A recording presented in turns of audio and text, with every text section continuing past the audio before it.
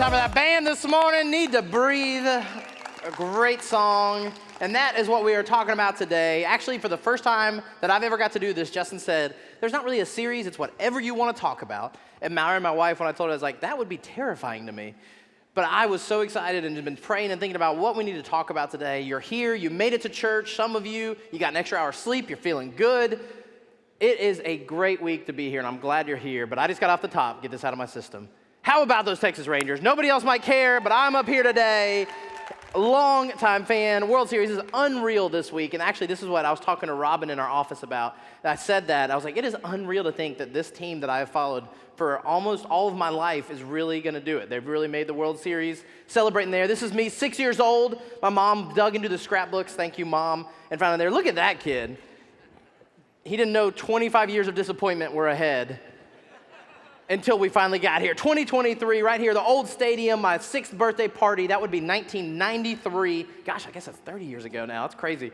A long time, been there trying to look. My wife, Mallory, and I started dating in 2008, and I said, hey, you want to go to a baseball game? She's like, I've never really been to a major league game. So we went, got to go together. Our whole life together has been a part, the Rangers going to games, and then my kids now, I try to bribe them and let them stay up late to watch baseball to become fans. Pro tip for all of you parents out there, and go to do that. Willa, our youngest, went to her first game in September, and they won a World Series. So Willa's going every year, 1 for 1. It's been a great week in our house, but it's been crazy. And to top it all off, Mallory, my incredible wife, when we found out they were having a parade, said, you want to go? I was like, yeah, I want to go. Told the kids we're playing hooky, get in the car. We drove to Dallas and made it to the World Series parade. 300,000 fans were expected. 700,000 people showed up on Friday, and we were in the middle of it. Here's a Semanco family loving it. Watch.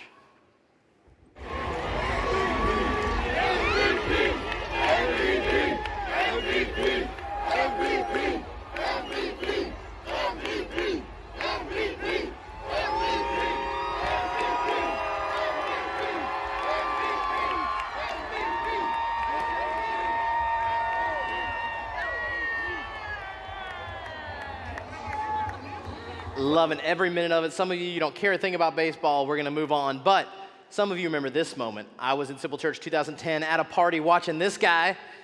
Nobody? Wow, no Saints fans in there. Okay, yeah. First hour was excited. I don't care. I'm a Cowboys fan. Y'all do whatever you want. But for those Saints fans waiting that long, that was a big moment for them, and I have had an unreal week. It's hard to believe. I actually pulled the definition of unreal because when Robin and me were talking about this, like, what does that word really even mean? We use it sometimes. It might not be a part of your vocabulary, but it's something so strange as to appear imaginary, not seeming real. I was like, that really does apply to the world we live in today. Unreal can be good or bad, right? It can be unreal when you finally get that promotion. You've been working hard, you've been putting your nose to the grindstone, trying, going, and you finally, that boss calls you in the office and says, you got it, you're moving up, you're going to the next thing. It's like, wow, this is unreal, I cannot believe it. You celebrate. Or maybe it's online dating. My sister got married last year, and she's in her 30s, and she was terrified of online dating and had a lot of bad experiences. Anybody relate to that? Right? And you finally find somebody that's not a serial killer, and you're like, wow, this is amazing. Some of you might be sitting next to somebody you married because you met them online. Somebody cheered the first hour back there. I don't know who it was. It's unreal. When you finally find somebody, you go on a blind date, you get set up. It's like, wow, you're floating on clouds. It's unreal that there's really a good person out there left. Maybe it's your kids now. You're a little bit older. You're in that phase where your kids, it's unreal when they make the team. They try out. They've worked hard. You've seen their blood, sweat, and tears. The Olympics are next year, and I always love seeing when the parents talk about what it took to get to that level. It's unreal that their kids could do these things. Get into the college of their dreams. Whatever it is for you, there are moments you've probably had in life where things have seemed unreal in a good way, and then unreal in a bad way. It was an unreal week as we did a funeral for a family in the church this week of a teenager. It's unreal when you get the news and the community is shocked. In your life, it's unreal when you get the conversation with your spouse that says they want a divorce. You get the diagnosis. The doctor tells you and your ears start ringing. You can't believe this is really happening to me. Unreal. It's an unreal world we live in, and that's our personal lives. Then you go to the global scale, and it's unreal that war is in the Middle East. And some of you that follow the news closely, and you're watching these things, and you're posting about it, and you're amped up about what's going to happen and what it could escalate. We have friends in the Air Force who are deployed right now overseas, and we're worried, is this unreal that we might actually have this war break out into a bigger conflict? Remember COVID, right? Whatever you think about COVID, it was unreal what happened the last few years in this country, what happened in our lives, what happened with your family. And now there's stuff like this. Don't know what it is. It might be COVID, might be RSV, might be a flu, might be a cold. Here's how to figure this out. A couple years ago, we would have never believed that this would be something people are talking about. I got strep a couple weeks ago. That was unreal. It was a minor inconvenience, but it sure is not fun. I do not recommend it. Unreal when these things happen to us. And then I'm very interested in technology. It's just kind of my bent. It's the things I like, and I follow stuff like deepfakes. Who knows what a deepfake is in the room? 9 o'clock, I had no clue. 2 of you. Good. All right, there's more already, but you're about to all learn. They used to say seeing is believing. It is unreal now what they're able to do that might make you question the next thing you watch. Check out this video. I want to show you 2 video clips. One of them is real and one of them is fake. Can you tell which one's real? Okay, this one was kind of easy. Obviously, this is the fake one. Like, you can see the color on the face isn't quite right, and hair is obviously like a wig. But this video was like from a few years ago. Let's look at a more recent example. Look at these 2 clips. One of them is real and one of them is fake. Can you tell which one it is? Okay, what about these? Or these? Which one of these is fake and which one of these is real? Maybe you're some wizard and you could tell, but I couldn't. And my guess is that most people can't. That's because things have changed. I've never seen it quite like this. This technology is spreading rapidly. It's really extraordinary. Mind-blowing. Deep fakes. Deep fakes. Deep Tom Cruise was a tipping point for deep fakes. It's all real. In the last few years, we've crossed a threshold into a world where moving images are manipulated in ways that make them indistinguishable from reality. This is our new world.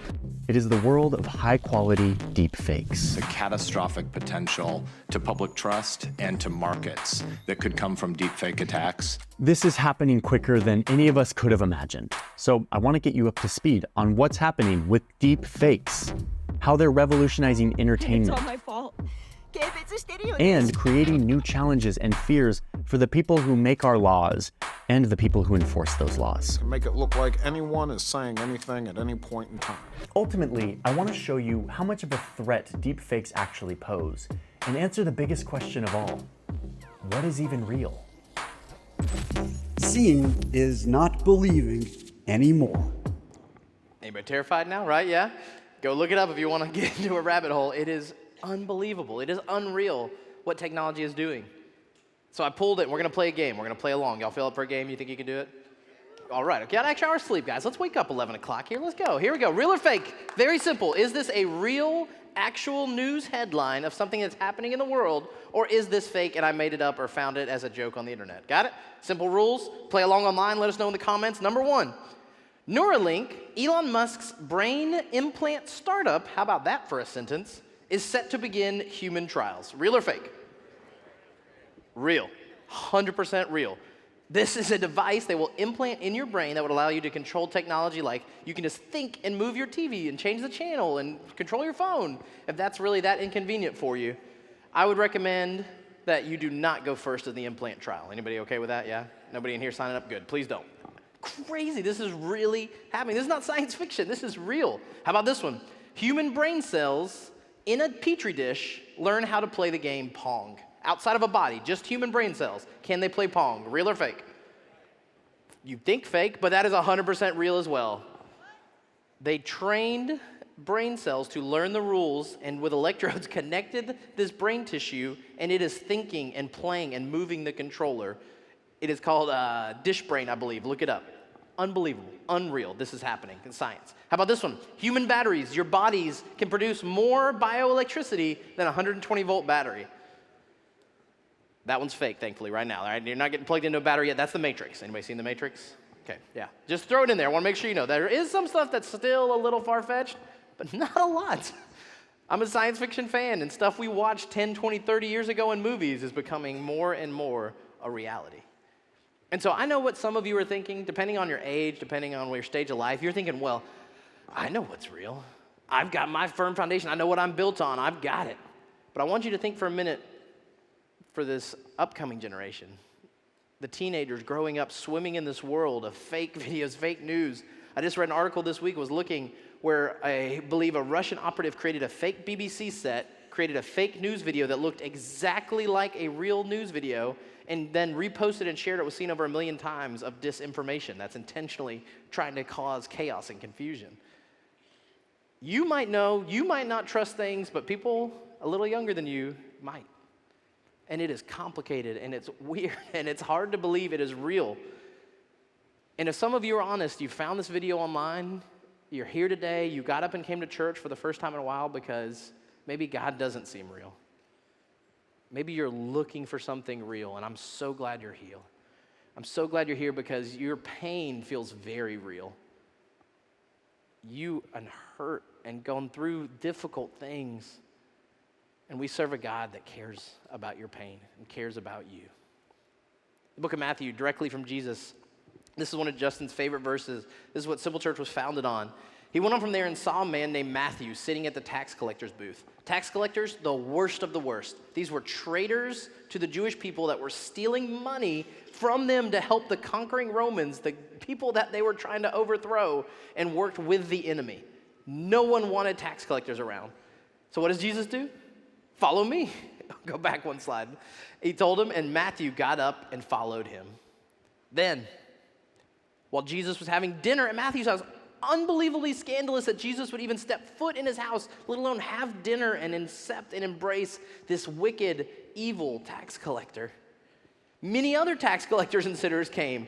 Who is a tax collector going to be friends with? Other tax collectors. Nobody else wants to be their friend. They ate with Jesus and his disciples. When the Pharisees saw this, the church people, the godly people, they said, "Why does your teacher eat with tax collectors and sinners?" On hearing this, Jesus said, "It is not the healthy who need a doctor, but the sick. Go and learn what this means. I desire mercy, not sacrifice." He's quoting the Old Testament that most of them would have had memorized the entire Old Testament as a Pharisee. They knew exactly what he was saying. And he twists that knife a little bit and reminds them, it's not about being a good person. It's not about church. It's not about showing up. It's not about giving money. He's there because he cares about people.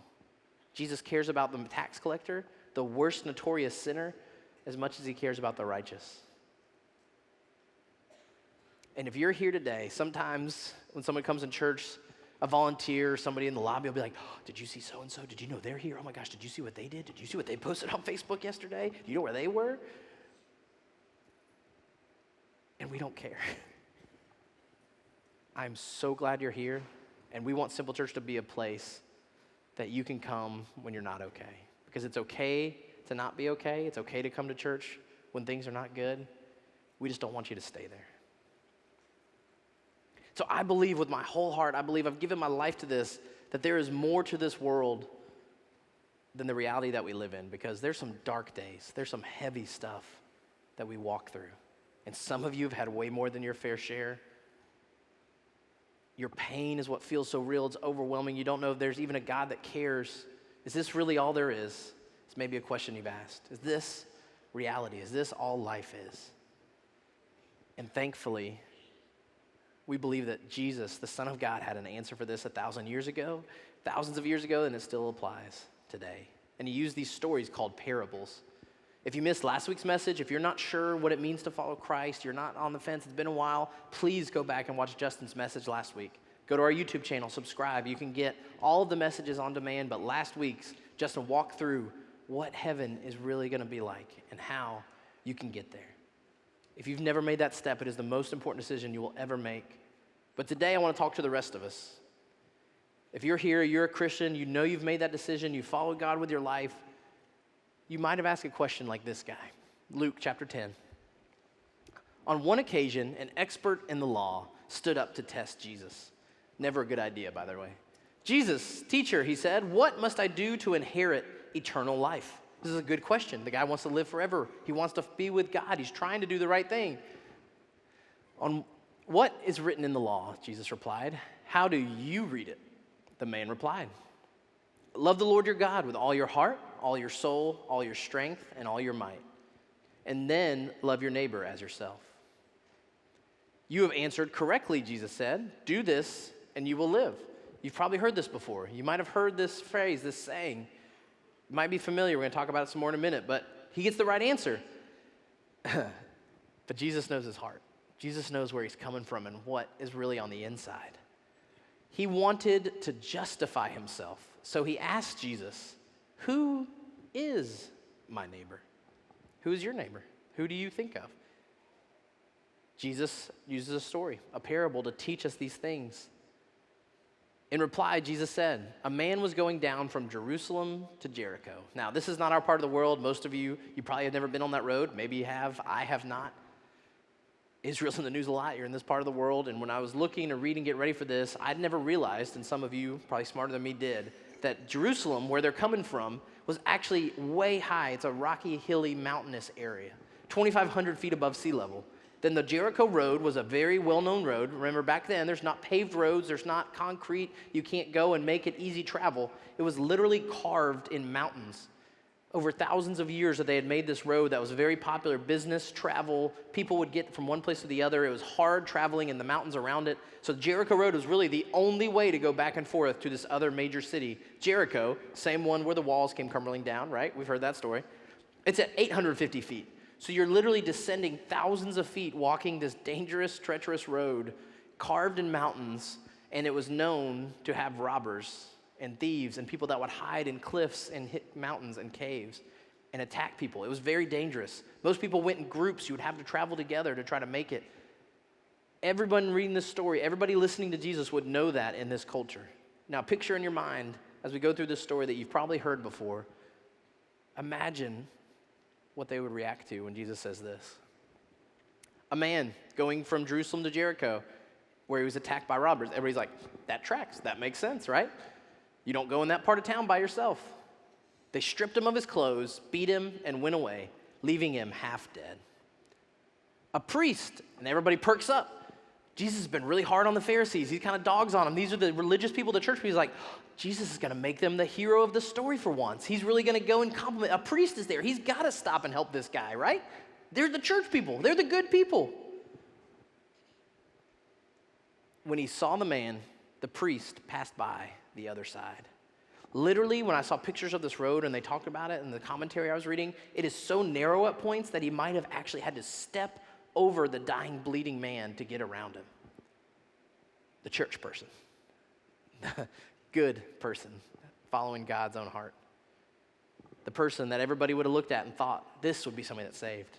It was actually a ritual that if you touched a dead body in that culture, the rules, the laws of Judaism, that it was 7 days for a priest to get clean and be able to go back to his job. And so the implication here is that he can't be bothered. It's not worth his time. The man might be dead anyway. Even if I did help him, he's probably going to die. It'd be a hassle. I got to go back to work. I got stuff to do. I can't pay my family. I don't have time for this. And he walks by. So next, a Levite. A Levite would have been somebody that worked in the temple. It wasn't a priest who's the top of the top, the closest to God in their culture. A Levite was one step down, that worked in the church, was on staff, was there, was a well-known Christian in their community. The Levite came to the same place and saw him, passed by the other side. So now everybody's on the edge of their seat. They're listening to Jesus like, where is he going with this? Who is going to help this man? And he drops a bomb. A Samaritan. The crowd would have gone quiet. Did Jesus just say a Samaritan? Did he really say that? Like, we miss it. We hear Good Samaritan laws. You've heard this story. You grew up in church. We downplay how shocking this would have been to this culture, the people he's talking to. Because Samaritans, they were the enemy. They were the half-breeds. They were the people that sold out and married other religions and left the faith and weren't doing the right things, the churchy things. They weren't even allowed to come to temple to be with Jews. Jews would go out of their way to avoid even looking or talking to a Samaritan. And Jesus makes him the hero of the story. A Samaritan came where the man was. And when he saw the man, he took pity on him. He went to him, bandaged his wounds, poured oil and wine. I didn't know this either, but at the time, they didn't have medicine, they didn't understand germs, but they knew that wine actually would help sterilize wounds, and olive oil would help heal skin. So most people traveled with their first aid kit of wine and oil. It would have been his personal stuff to try to take care of him and any of his friends, his family, and went above and beyond to treat this stranger, probably a Jew, who hated him. Then he put the man on his own donkey, which meant he was walking for miles, carrying this guy, brought him to an inn, and took care of him. The next day, he took out 2 denarii. A denarii was about a day's wages, so in today's money, I looked it up, it's about $450 is probably the closest equivalent that we have. Not just like, here's $5 out the window, hope you feel better, bud. A substantial amount of his personal wealth to help the stranger. Gave it to the innkeeper and said, look after him, and when I return, I will reimburse you for any extra expense that he may have. He didn't know this guy from Adam. And Jesus flips this crowd and comes back to the religious expert and says, which of these 3 do you think was a neighbor to the man who fell in the hands of the robbers? The expert in the law replied, the one who had mercy on him. He couldn't even say the word Samaritan. It would be so ingrained in their culture to even say that a Samaritan was the one that did the right thing, and a Jewish priest, the godly people, did not. It would have been offensive. It would have been just, he couldn't get it out of his mouth. And Jesus tells this Jewish expert, this religious, godly person, to go and do likewise as a Samaritan. Jesus drops the mic. All his disciples go, oh, he just did that. We don't get it. We miss, and his story becomes like a little kid's story, but it is unbelievably scandalous that God, in human flesh, would tell the people who want to follow him that they have to love the people they hate, their enemies, the people they look down on that are less than. That is who Jesus wants us to be. Everybody's mind is blown. They're all talking about it. It's the whole talk of the rest of the week. Like, you remember when Jesus told that story as a Samaritan? I cannot believe it. And I was looking and reading this. A commentary, experts talk about the Bible. Found this on Bible.org. It is not the person from the radically different culture on the other side of the world that's the hardest to love. I've got to go on mission trips. Simple Church, it's a value to us that we travel to other countries, see what's going on in the world, other believers, that it's so much bigger than just our little world that we make for ourselves. Africa, Mexico, Honduras, wherever it is. We have watchers in Honduras every week that are our friends that are doing incredible work serving their communities. Those people sometimes are easier to love. It's the nearby neighbor whose skin color, language, rituals, values, ancestry, history, and customs are different from one's own.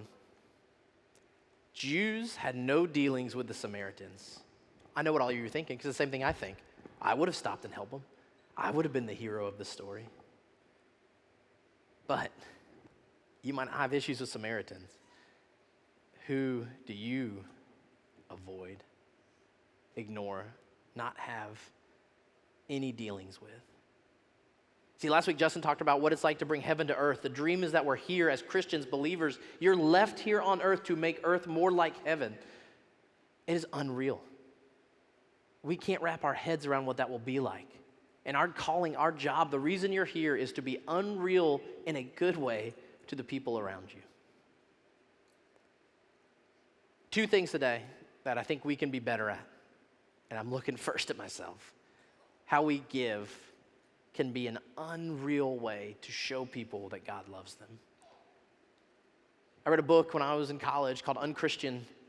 A guy named David Kinnaman wrote this and did a massive research project, the biggest research at the time of millennials, my generation, who are in our 30s and 40s now. This was about 10 years ago, so when this new generation of young Christians or young people were coming up, they asked them about Christians. Tens of thousands of people surveyed, and I want you to just think in your head for a minute. What were the top 3 words that my generation, the younger generation, thought of Christians in America? 3 words, think in your head. What are the description words? What are the ones you hear? Depending on your bubble, your circle, where you work and be around, you might be all around Christians. You might not be around a lot of people who your work you think are Christians. 3 words in your head, you got it? Survey says hypocrites, insensitive, and judgmental. Whether you feel like that's fair or not, whether you like it or not, that's just the facts. And Christians get up on TV and national news and all these different things for different reasons, and it's a cynical, skeptical culture. And this was my generation. Now, Gen Z behind us, it's even worse. It's going the other direction. It's the exact opposite of what Jesus said we should be known by. John 13, your love for one another will prove to the world that you are my disciples, my followers. And Andy Stanley's a pastor, really like that, said it this way. Once upon a time, the love one another culture of the church stood in sharp contrast to the bite and devour one another culture of the pagan world. In that time, it was the Roman Empire. The Roman Empire conquered Israel. They were the enemy. They were the outsiders. They thought that Jesus was going to rise up and lead a revolution and get rid of all the Romans. With the sword, with violence, we're going to fight back and really stand up for our rights and what we believe in. And Jesus told them to serve them. Jesus told them to carry their bag the extra mile, to turn the other cheek. And you know what Christians did for hundreds of years in the Roman Empire? They built hospitals. They adopted orphans. And slowly but surely, after being persecuted, after turning the other cheek over and over again, they changed the course of human history when the Roman Empire switched to Christianity. And it wasn't the bite and devour, violence, fighting, eye for an eye, tooth for a tooth. It was love one another. That verse that you heard earlier, when Jesus quotes it, when the expert of the law quotes it, it's called the Shema. It's this ancient Old Testament Jewish prayer. They actually still, in Jewish culture, will pray it daily, if not more than one time a day. You've probably heard it before. Matthew, Jesus quotes it again. You shall love the Lord your God with all your heart, with all your soul, with all your mind. This is the first and greatest commandment. The second is like it. You shall love your neighbor as yourself. On these 2 commandments hang all the law and the prophets. Everything. When they asked Jesus, what's the most important thing? He summed it up in a couple sentences. We made it even shorter. If you've been around Simple Church, this is who we want to be. It is based on the Bible, on ancient Jewish wisdom, on God's own words. We want to love God and love people. And we added solving problems because we believe that is the best way to show someone that you love them, is try to make the world a better place. There's a guy named Bobby Stevenson. We did a series on him a couple years ago. He's a friend of Justin's, who's actually my small group leader, a mentor, one of the most important people in my life. And when I was in a high school small group, he said, we're going to do a book club. And all the high school guys are like, say what? Excuse me? We're reading a book for fun? No thanks, I'm out. But we did. We loved Bobby, and he challenged us to do something we hadn't done. And it was this book called Tuesdays with Maury. A guy named Mitch Albom is a writer. And it was a true story of a college professor who was dying of ALS. Maury was the professor's name, and the author, Mitch, would go and meet with him every Tuesday, and it radically transformed his life. So he wrote a book about it. It became a huge bestseller, tens of millions of copies, incredible book. And to sum it all up in one sentence, here's Mitch talking with somebody you might recognize that was moved by the book. Watch. I think of all the lessons that he shared with you, I read where giving is living was one of the ones that impacted you the most. It is. It is. I still remember exactly why he told me that, because I used to watch other people go in to visit Maury, and they would frequently have like a plan. Like, I'm going to tell him funny stories. I'm going to show him pictures. I'm not going to talk about his death. I'm not going to talk about illness. And they'd go in, the door would close. They'd come out an hour later in tears. But they'd be crying about their divorce, their love life, their job, whatever. And I said, what happened? They said, well, I don't know. I went in to try to cheer him up, but after a couple of minutes, he started asking me about my life. And then I opened it up. He made everybody feel a better version of and themselves. And he cheered them up. Yeah. So I went to him. I said, I don't get it. You know, you've hit the mother lode of sympathy here. You're dying from ALS. You can say, let's not talk about your problems, and you can be justified. Why don't you do it? And he looked at me as if I was an alien, and he said, why would I ever take from people like that? Taking just makes me feel like I'm dying. Giving makes me feel like I'm living. I never forgot that. It also rhymes, so it's easy to remember. It does help you remember. Giving is what makes us feel like living. It's counterintuitive. It's all the messages and the marketing and the advertisements. You see thousands of ads every week convincing you if you buy this thing, if you get this thing, you get the new iPhone. Good night. Watching the playoffs in baseball, the iPhone 15 was every third ad. And I really want an iPhone 15. I get it. It's working. But you have to fight this instinct inside of us to consume, to take, and this unreal, otherworldly idea that giving is actually what we're looking for. Giving is the life we wish we had. And we as Christians, we as Simple Church, we as the people in this room listening to this message, what if we started to be unreal in how we give?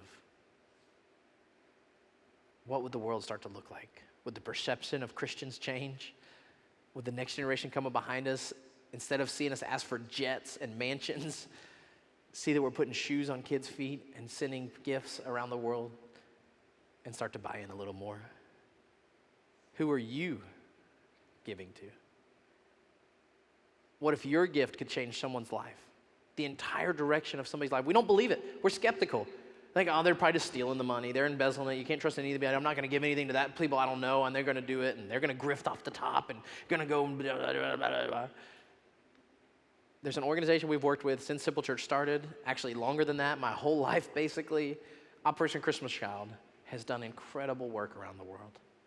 It's November, the holiday season's kicking off. It's hard to believe Christmas is almost here. And filling a Christmas Child box has become a tradition with my kids, with our family, that my parents started with me, and it makes a big difference. If you don't know about Operation Christmas Child, you're not familiar, watch this video, but if you are, check your heart a little bit. Yeah, I just don't have time for this. I'm busy, I don't have money, I can only do. Be reminded what one gift can do. Watch. 3, 2, 1! When that shoebox is open, they're overjoyed. You can see them shouting, jumping. Oh! Look at how much they are excited. This is the first time those children are receiving the shoeboxes. They are so happy. You can hear the laughter, you can hear the cheer, that excitement, it goes and goes and goes. Right now we're in Ukraine, and today we've given out the 200 millionth shoebox to a little girl here. So it's a lot of fun. It's a privilege for us to be able to come and to help the people as much as we can. Every box is important because every box is an opportunity to tell a child about God's love, about His Son, Jesus Christ. There's so much joy that one gift box can give. They really experience the love of Jesus. These shoeboxes go into 120 different countries where pastors and missionaries are going to use them to bring the gospel to kids. So you may think it's just a simple gift at Christmas time, but it's the gift of the gospel, the story of Jesus Christ. When that shoebox leaves that distribution center and it goes around the world, that's not just one person. That's the body of Christ joined together, delivering the good news of the gospel. They go by plane, they go by ship, they go by riverboat, they go by camels, they go by motorbikes, and these boxes go to some of the most remote areas of the world, and every box counts. We don't have to clap for him, but I know what you're thinking.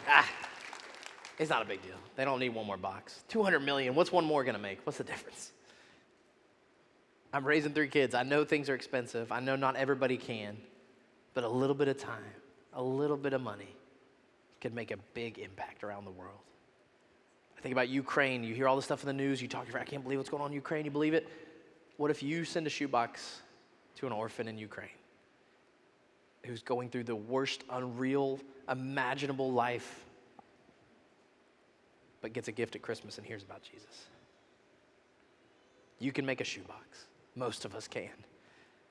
And this is also a cool thing. This might not be for everybody, but actually Christy Aguiar, our children's pastor, is going to lead a family mission trip to Juarez over spring break this year. We've gone in January in the past, but kids 10 and up, 5th graders, if you have kids, middle school, high school, I promise it will impact their life and change them when they go and see a different culture and appreciate how much we have and what we can do for other people in another country. It's on the app. If you're interested, talk to Christy, sign up. We'd love for people to go. I've been on these trips over the years, and you will not come back the same. Another mission trip, got to go on Rwanda. We just had a team get back in October, and we're going to tell you more about it this Christmas. There's more coming, so if you're interested in Rwanda and what's going on there, definitely come back. But I just want to show Evariste. As our sponsor child, we got to meet me and Mallory in 2013 before we had kids of our own. To walk where he walks, to see his village. And when we told him he was going to be sponsored, we got to meet him and go through, and we got to meet his mom, who was sick. And through the translators, when we sat down to pray with them, they offered us a gift. They gave us this rabbit. I tried to explain that we couldn't take the rabbit. It would be hard flying back internationally. We appreciated Evariste. But they gave from what they had, which wasn't a lot. And Evariste has now completed the program. He's driving a bus. He has a job. He had education, medicine, access for a little bit of money that we would have probably used on stuff we didn't need anyway. Rwanda, if you don't know, had a genocide in 1994. There's a movie you probably heard about, Hotel Rwanda, incredible movie. Go watch it. If you don't know anything about Rwanda, it will change your whole perspective when we talk about these kids, these families that are growing up, where 700,000 to 1 million people died in 100 days. And to scale, that's tens of millions of people in America gone, massacred. And now, 30 years later, they're still trying to figure out how to do this, how to live when there's hundreds, if not thousands, of murderers coming back into the general population. And it is unreal how some of them have been able to forgive. I found a video from Vice News. This is definitely not a Christian organization, but they are blown away by the story and had to come and talk to it. This reporter, I don't know anything about her, but I have to imagine sitting there knee to knee like we did when we went to Rwanda. It is unreal to hear their story. Watch. We're walking through Guero Reconciliation Village. It's one of 8 of these type villages that exist across the country where survivors of the genocide and killers live side by side. It's hard to understand why any survivor of the genocide would want to live next to one of their killers in one of these villages. Part of it is believing in reconciliation and forgiveness. It's a religious community, but part of it is that they receive free housing and livestock. Maria was hiding in a bush with the youngest of her 4 children when the killing started. Abahutu bamaze kwambara n'intwaro zabo baseseke mu ngo z'abatutsi twahise twirukanka uko umugabo wanjye yapfuye n'abana nabimenye nyuma ngeze Burundi njye nanahunze nzi ko akiriho. Do you know who killed your family? Ko bamenya abanyice nabamenye. Do those people live around here? Hari abahatuye. Ariya Philibert. Philibert ari he?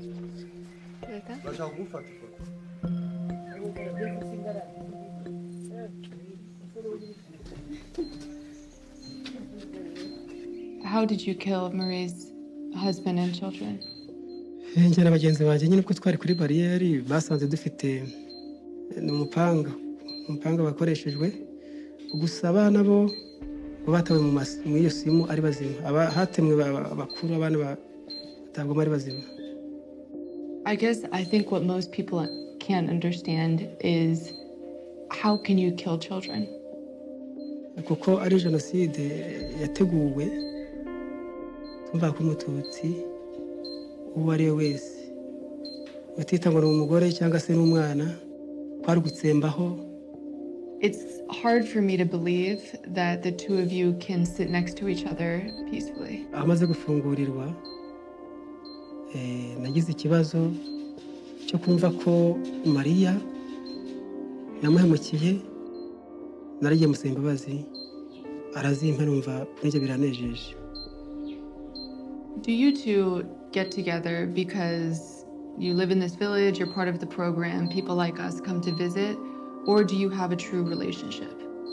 Kuba twarahujwe tugahura muri uyu mudugudu haniye twahujwe n'umwe n'ubwiyunge mwene data kwibabwira n'ibintu kireka hari hano ni kure uyu ni inshuti yanjye tribal ndamukunda kandi nawe arankunda. Unreal forgiveness. Maybe puts in perspective what your mother-in-law did last Thanksgiving you still haven't forgiven her about. I don't know if anybody in this room's family's been murdered and you live next to your murderer. That'd be pretty amazing, but I'm guessing most of us don't. She said it's a religious community. It is a Christian-based reconciliation village that is trying to help this country heal and doing incredible things. So we should be unreal how we give and unreal how we forgive this holiday season. Why is it so hard? You heard the song at the beginning is a great need to breathe song. It is human nature to not forgive, to hold on to the hurt, to the pain, to use it as fuel. Why is this so difficult?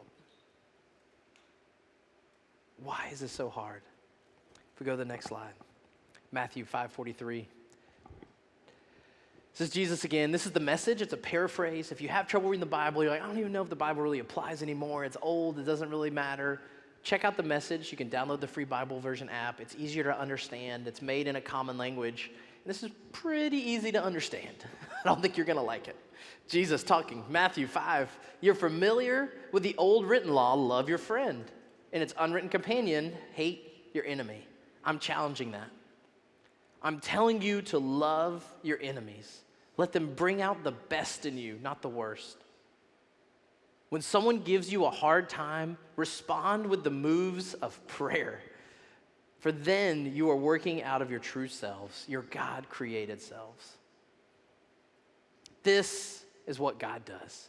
He gives us his best, the sun to warm, the rain to nourish, his best to everyone, regardless, the good and the bad, the nice and the nasty. If all you do is love the lovable, do you expect a bonus? Anybody can do that. If you simply say hello to those who greet you, do you expect a medal? Any run-of-the-mill sinner does that. Then he drops the hammer. In a word, what I'm saying is grow up. Oh, Jesus. Ouch. Some of you have been Christians a long time. We still can struggle with this. But we're not of this world. We're unreal. We're kingdom subjects. We should live like it. Live out your God-created identity. Live generously and graciously towards others, the way that God lives towards you.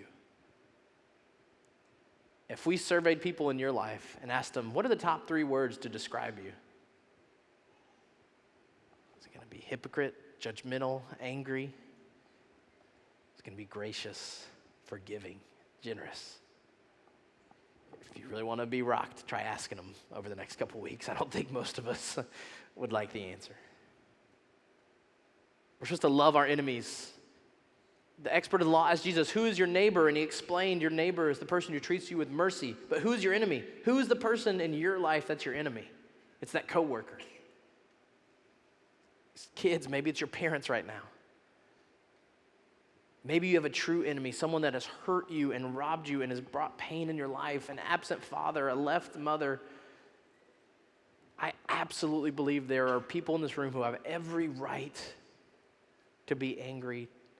You have been hurt in unbelievable ways that most people don't even know. But when you forgive,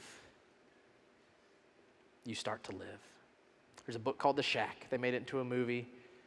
Guy whose daughter was murdered, the most horrific, worst case scenarios, gets to be face to face with God. God shows up and has this conversation with him throughout the movie, throughout the book. I highly recommend it. And here's one clip of what we probably have felt like.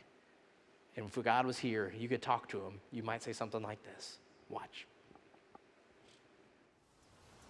I want to hurt him. I want him to hurt like he hurt me. I want you to hurt him. I know you do. But he too is my son, and I want to redeem him. Redeem him? He should burn in hell. So we're back to you as the judge.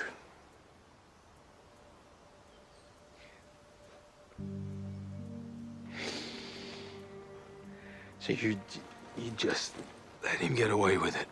Nobody gets away with anything. Everything bears consequences. What he did was horrible. I'm not asking you to excuse what he did. I'm asking you to trust me, to do what's right, and to know what's best. And then what? Forgiveness doesn't establish your relationship.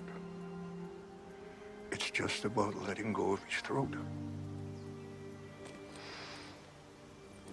Mac, the pain inside is devouring you, robbing you of joy and crippling your capacity to love. I can't. You're not stuck because you can't. You're stuck because you won't. It's tough. I'm not saying it's easy. I love this quote, a guy named Reinhold. You don't hear a lot of Reinholds anymore. Reinhold Niebuhr said this: love is an endless act of forgiveness. Forgiveness is me giving up the right to hurt you for hurting me. I didn't know anything about this guy. I found this quote and actually looked him up to see, like, who is this? What is this quote from? It's actually one of the founders of AA. Wrote the 12-step plan, was a part of it. Was a Christian person who was unreal on how many lives he's helped change by helping them work through forgiving yourself and forgiving others. You can. Maybe you're not ready. Maybe you won't. Forgive today. Jesus went first. He forgave us. He died on a cross for you, for every person watching this video on the internet, for me. And because of that, we can forgive others. We don't deserve it. They don't deserve it. But Romans 5:8, while we were still sinners, God showed his love to us. Christ died for us. We live in unreal times. The world is only getting more and more unreal. Your head might be spinning. You might be anxious and worried about the future. You don't know what's going on. You're worried about your kids, your grandkids. But if we, the people of God who say we're following Jesus, walk out of these doors today and be unreal in how we give and how we choose to forgive, the world's going to be a better place. Let's pray. God, I'm so thankful for the person in this room that came here today, that you know what's in their heart. God, I don't, but I know that you love them, that you want them to let go of this thing that is eating them up inside. God, there's unbelievable hurt and tragedies, and if I sat and listened to each person's story, I have no doubt that there would be people that deserve pain, that deserve to be hurt. But you love them, God, just like you love us. And I pray for anybody in this room that they would take a step today to forgive someone they need to forgive, to heal the wound with a family member as the holidays are coming up, to make the first step, even if it's not fair, even if they don't deserve it. And that we as a group, we as people, we as the Simple Church would give when it's not convenient, when it's not easy. It would be unreal of how we do things without expecting anything back. And that would be our reputation. That would be this church's reputation. That would be my reputation, Father. That we can give and forgive and see how the world begins to be a better place because of you, Father, through that. We love you. Amen. Justin did a video before you leave last hour. All 500 Operation Christmas Child boxes got given away. Give it up for 9:30. But you're not off the hook because they got 500 more. So check this out. Justin's going to talk about next Sunday, and we'll be done.